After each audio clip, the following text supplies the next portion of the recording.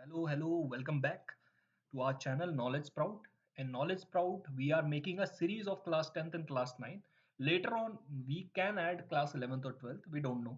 But हाँ, ये series क्या है? These are the series of rapid revision in which we are covering most of the chapters in less than 30 minutes. 30 minutes में chapter खत्म. So I believe the videos is really good. बाकी it's up to you. It's up to your liking. So हमने plant tissue खत्म कर दिया था. Now we are coming back to animal tissue. Animal tissue क्या होता है इसको हम समझते हैं. तो एनिमल टिश्यू के आप ये देख सकते हो, ये further classification for animal tissue. अब इसमें क्या क्या है देखो. एनिमल टिश्यू में आपका एपिथेलियल टिश्यू आएगा, कनेक्टिव टिश्यू आएगा, मस्कुलर टिश्यू आएगा और नर्वस टिश्यू आएगा. इसको हम आराम से समझेंगे, कोई इसमें दिक्कत की बात नहीं है. बड़ा जरूर डायग्राम भले ही बड़ा है पर इसमें एक्सप्लेनेशन उतना नहीं है. अगर आपने एक्सप्लेनेशन समझ लिया, you get the topic, these simplification, oh sorry, these classification is very easy for you. It will become very easy for you. तो इसके देख सकते हो यहाँ पर 5 क्लासिफिकेशन है: स्क्वैमस, कॉलमनर, सीलिएटेड, क्यूबॉइडल और glandular. Then in case of connective tissue, fluid, skeletal. यहाँ पर एक और है एडिपोज, वो मेंशन नहीं है but in the further notes it's mention, तो वहां पर आपको बता दिया जाएगा. मस्कुलर टिश्यू में स्टीरिएटेड, स्मूथ, कार्डियक एंड नर्वस में nervous neuron. So going into it, we'll start with epithelial tissue. तो epithelial tissue है क्या? Epithelial tissue, they are seen at the outer layer of the body. Outer layer of the body और organ, body या organ का जो बाहर में जो पाया जाएगा, that is epithelial tissue. As simple as that. ठीक है. अब इसकी जो काम है, वो काम इसका अलग अलग है. तो first is our squamous epithelial tissue. What is squamous epithelial tissue? अब इसका नाम स्टार्ट होता है स्क्वायर से, तो it doesn't mean it relate with square. No, squamous epithelial tissue are those tissue which is responsible for the gaseous exchange because it has semi-permeable membrane to it. Semi-permeable membrane यहाँ पर होता है, तभी यहाँ पर gases exchange होती है. ठीक है. अब दिखने में कैसा है? ये extremely thin होता है. thin होना चाहिए तभी ये permeable होगा, और ना permeable नहीं हो पाएगा. यूजुअली कहाँ पाया जाता है? It present in our mouth and oesophagus. Oesophagus क्या है? सरल शब्दों में फूड पाइप. हमारे मुंह में और हमारा जो फूड पाइप है उसमें पाया जाता है squamous epithelial tissue. Squamous epithelial tissue का भी एक पार्ट है, that is stratified. Stratified squamous epithelial tissue. इसमें और स्क्वैमस एपिथेलियल टिश्यू में क्या फर्क है? स्ट्रेटिफाइड वो तब हो जाता है जब there we add multiple layers. अगर मल्टीपल लेयर्स होगी तो it becomes a stratified epithelial tissue, stratified squamous epithelial tissue. Usually कहाँ पाया जाता है? स्किन में. ये बाकी यूजुअली यहाँ पर जो हमने सुना अभी, semi permeable, thin, flat, mouth, ओएसोफेगस, ये हम अपने ऑलरेडी देख चुके हैं ऊपर नोट्स में. नेक्स्ट इज एपिथेलियल टिश्यू का दूसरा टाइप, वो क्या है? कॉलमनर और सीलिएटेड कॉलमनर. अब वहां पर आपने देखा था कि ये डिफरेंट थे, बट ये डिफरेंट नहीं है, हम इनको एक साथ पढ़ेंगे, आप समझते हैं. ठीक है. कॉलमनर एपिथेलियल टिश्यू क्या है? These tissue help in absorption and secretion. Absorb करना, secrete करना. ठीक है. Absorption यानी absorb कर लेना किसी चीज को, एनर्जी को ले लेना, कुछ भी ले लेना, न्यूट्रिएंट्स ले लेना, that is absorption part. Secretion part क्या होगा? Secretion of hormone, secretion of bile juice, anything. ठीक है. Which comes under the secretion is also come in the category of columnar epithelial tissue. कहाँ पाए जाते हैं? Lining of intestine. Lining of intestine में पाए जाते हैं. सीलिएटेड क्या है? तो सीलिएटेड बहुत सिंपल है, जिसमें सीलिया होगा, जिस कॉलमनर एपिथेलियल टिश्यू में सीलिया होगा, that becomes ciliated columnar epithelial tissue. Cilia क्या होता है sir? Cilia simple means a hair like structure. Hair like structure अगर किसी कॉलमनर एपिथेलियल टिश्यू में होता है तो सीलिएटेड बन जाता है. ठीक है. इसको हम फर्दर क्लास 10th में पढ़ते हैं. क्लास 10th में when we will be studying your elementary canal. In elementary canal we will also study small intestine and large intestine. In small intestine, that villi portion, in villi portion it is there, तो वहां पर हम इसको अच्छे से पढ़ेंगे. अभी उसमें नहीं आते, हम सीधा ये समझेंगे. कॉलमनर एपिथेलियल टिश्यू क्या है? Absorption, secretion. सिलिएटेड क्या है? वो कॉलमनर टिश्यू जिसमें सीलिया हो. सीलिया यानी hair like structure. Next, moving next. The next one is cuboidal epithelial tissue, glandular epithelial tissue. इन दोनों में फर्क क्या है? इन दोनों में भी वैसा ही फर्क है जैसे कॉलमनर और ग्लैंडुलर में था, सॉरी, कॉलमनर और सिलिएटेड कॉलमनर में था. अब देखो, इसका नाम क्या है? Cuboidal epithelial tissue. पीछे हमने स्क्वैमस पढ़ा, उसका लेना देना स्क्वायर से नहीं था, पर क्यूबॉइडल का स्क्वायर से, क्यूब से लेना देना है, क्यूबॉइड से लेना देना है, क्योंकि इसकी शेप क्या होती है, it's our cuboidal in shape, they are cuboidal in shape and form the lining of the salivary glands and kidney tubules. कहाँ पाए जाते हैं ये? योर सलाइवरी ग्लैंड्स और किडनी ट्यूब्यूल्स में पाए जाते हैं। प्रोवाइड मैकेनिकल सपोर्ट, काम क्या है? मैकेनिकल सपोर्ट है इनका। अब मैंने प्लांट टिश्यू में ये बताया था, जो चीज मैकेनिकल सपोर्ट प्रोवाइड करती है, that is your living cell, oh sorry, that is your dead cell. So here it is not made up of dead cell because this is animal tissue. अब glandular epithelial tissue क्या होता है? Glandular epithelial tissue और cuboidal epithelial tissue में there is no difference. If cuboidal tissue make up a complete gland, एक gland बना देता है, तो then it is called glandular epithelial tissue. अब इसका काम देख सकते हो, क्यूबॉइडल एपिथेलियल टिश्यू का काम क्या है? क्यूबॉइडल एपिथेलियल टिश्यू का काम है स्ट्रक्चरल सपोर्ट, और ग्लैंडुलर का काम क्या है? सिक्रेटरी। सिक्रेटरी यानी सिक्रीशन ऑफ हार्मोन्स और समथिंग एल्स, और फंक्शनल रोल। ओके, ये ग्लैंडुलर एपिथेलियल का है। फिर मूविंग नेक्स्ट, अगर हम देखेंगे तो हमने यहाँ पर इसको फिनिश कर दिया है, हमारा epithelial is finished. Okay, epithelial is finished, wait, हाँ, एपिथेलियल इज फिनिश्ड। हाँ, epithelial is finished. Now moving forward, connective tissue.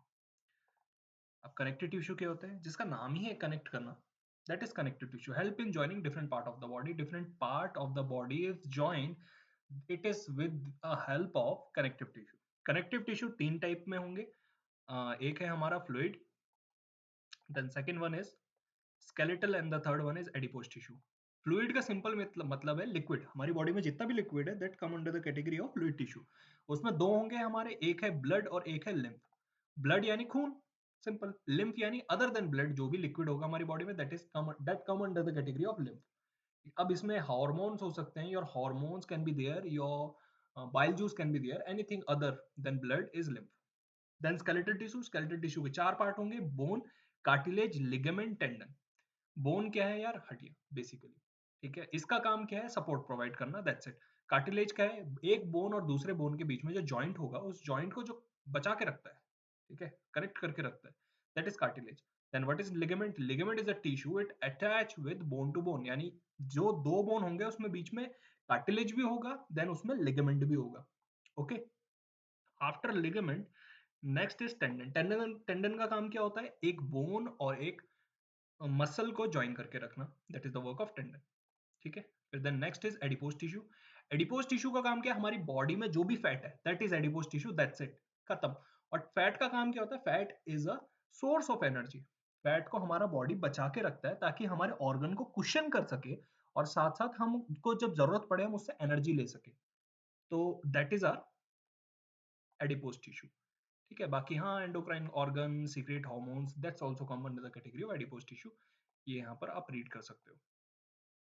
Then further, तो हमारा connective tissue finish, connective tissue over, epithelial tissue over.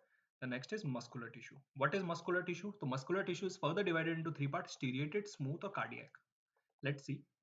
तो striated क्या होते हैं हमारे muscular tissue में? पहले तो मस्कुलर टिश्यू क्या होता है? मस्कुलर टिश्यू बेसिकली जो मूवमेंट होगा, बॉडी मूवमेंट, वो मस्कुलर टिश्यू में आता है। आपकी बॉडी में जो भी मूवमेंट होता है वो मसल्स की मदद से होता है।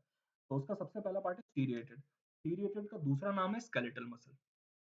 ओके, तो skeletal muscle is the other name of striated tissue. अब यहाँ पर जितने भी वॉलंटरी एक्शन होते हैं, that's done by this striated या स्केलेटल मसल। वॉलंटरी एक्शन यानी जो हमारे इच्छा अनुसार हो, हमारा मन कर रहा है हाथ हिलाने का, हाथ हिलाया जाएगा। हमारा मन कर रहा है मुंडी इधर उधर करने का, लेफ्ट राइट करने का, तो हम कर सकते हैं, ठीक है। तो इसको स्केलेटल टिश्यू, स्केलेटल मसल क्यों बोलते हैं? क्योंकि they are stick with the bones, bone से जुड़े हुए रहते हैं, that's why they are also known as skeletal muscle. अब जो इंपॉर्टेंट चीज है इसमें याद करने की, जो मल्टीपल टाइम क्वेश्चन पूछ लिया जाता है, ये दिखते कैसे हैं? तो इसकी शेप देखो, ये लॉन्ग होते हैं, शेप इनकी सिलेंड्रिकल होती है, ये अनब्रांच्ड होते हैं और मल्टी न्यूक्लिएटेड होते हैं। ये बहुत इंपॉर्टेंट है और आपको याद रखना है कि जो स्टीरिएटेड या स्केलेटल मसल जो होंगे मस्कुलर टिश्यू में, इनकी शेप है लॉन्ग, सिलेंड्रिकल, ये अनब्रांच्ड होते हैं और मल्टी न्यूक्लिएटेड होते हैं। ओके, मूविंग फॉरवर्ड, हाँ फिर ये कन्वर्सेशन है about this, so you can see it over here. Then moving next, the next is muscular tissue. अब muscular tissue क्या है, sorry moving on next, muscular tissue नहीं, अनस्टीरिएटेड क्या है, तो अनस्टीरिएटेड में आपके जितने भी, अनस्टीरिएटेड का दूसरा नाम होगा स्मूथ मसल, इसमें जितने भी इनवॉलेंटरी मूवमेंट होते हैं, यानी जो आपकी इच्छा अनुसार ना हो, तो उसको हम क्या कहेंगे, उसको हम कहेंगे योर स्मूथ मसल्स। ओके, तो we can find them where, alimentary canal.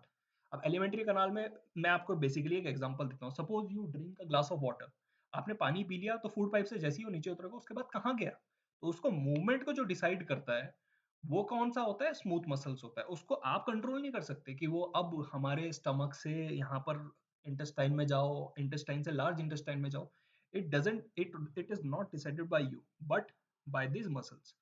इनकी शेप देखो, तो इनकी जो शेप है, they are long, spindle shaped and uninucleated. Remember, long, spindle shape and uninucleated.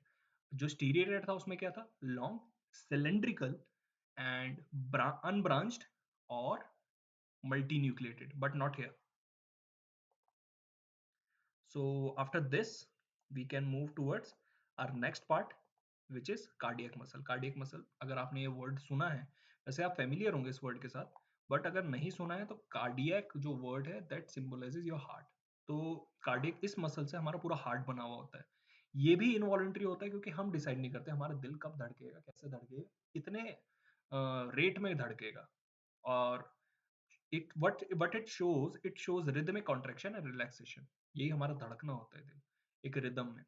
Okay, they look like striated muscle, ये striated muscle जैसा दिखता है, लेकिन अब सुनो, स्टीरिएटेड मसल अनब्रांच थे, ये ब्रांच होता है, ठीक है, वो मल्टी न्यूक्लिएटेड था, ये यूनिन्यूक्लिएटेड होता है, और इसकी शेप क्या होता है, इंटरकैलेटेड डिस्क जैसी। ओके, तो तीनों में आपको इनकी जो शेप है उसको बहुत केयरफुली अपने दिमाग में रखना है। स्टीरिएटेड मसल जो होते हैं, स्टीरिएटेड मसल होते हैं आपके मल्टी न्यूक्लिएटेड, अनब्रांच्ड और उसके साथ साथ सिलेंड्रिकल इन शेप। फिर उसके बाद जब हम अनस्टीरिएटेड में आते हैं यानी फैट मसल में आते हैं, तो इसकी शेप होती है लॉन्ग, स्पाइंडल शेप्ड और यूनिन्यूक्लिएटेड। और जब हम इसमें आते हैं तो यही ब्रांच्ड होता है, ठीक है, याद रखना। यहाँ पर मैंने मेंशन नहीं करा है, but unstriated are also unbranched. Okay, so we have covered epithelial tissue, connective tissue, muscular tissue and nervous tissue. Sorry, nervous tissue अब होगा हमारा। तो moving to the nervous tissue, तो nervous tissue क्या है भाई, nervous tissue से ही हमारा क्या क्या बना है, ब्रेन, स्पाइनल कॉर्ड और नर्व्स ऑफ द बॉडी, इन सब से ये बना है। बाकी your sensation, consciousness, memory and emotion, ये आपको पता है कि ये क्या क्या चीज है। कॉन्शियसनेस यानी आप होश में हो या नहीं, सेंसेशन क्या फील कर रहे हो, आपकी मेमोरी और आपके emotions, that all come under category of nervous tissue. अब ये किससे मिलके बना होता है, ये बना होता है न्यूरॉन से। न्यूरॉन क्या है, हमारे पूरे नर्वस सिस्टम को न्यूरॉन बनाता है। किससे बने हुए होते हैं, क्या क्या पार्ट होता है इसमें, cell body, axon, axon terminal. अब जो जो इसमें मिसिंग है ऊपर लिखा हुआ यहाँ पर मेंशन है। ये बेसिकली ये जो देख रहे हो ये डेंड्राइट्स होते हैं। ये एक तरीके से रिसेप्टर है, इनका काम क्या है, रिसीव करना सिग्नल्स को। अगर आपने किसी को टच करा है, किसी चीज को टच करा है, if it is hot, dendrite will observe that signal and transfer it to the cell body. Cell body में आएगा सिग्नल। अब सेल बॉडी में आप देख सकते हो, सेल बॉडी ये है आपकी सेल बॉडी। अब यहाँ पर बीच में आपको सेंटर में एक न्यूक्लियस दिखेगा, ये न्यूक्लियस है। अब न्यूक्लियस से आगे जब आप मूव करोगे, ये क्या है, ये एक्सॉन है, यहाँ से आपका सिग्नल ट्रांसफर होता है। फिर एक्सॉन से यहाँ पर ये आता है एक्सॉन टर्मिनल पे, वो यहाँ पर मेंशन है, इसको आप 5 करके यहाँ पर डाल सकते हैं कि दिस इज एक्सॉन टर्मिनल।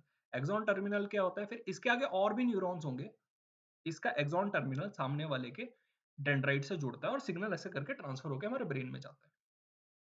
तो here it is your complete animal tissue.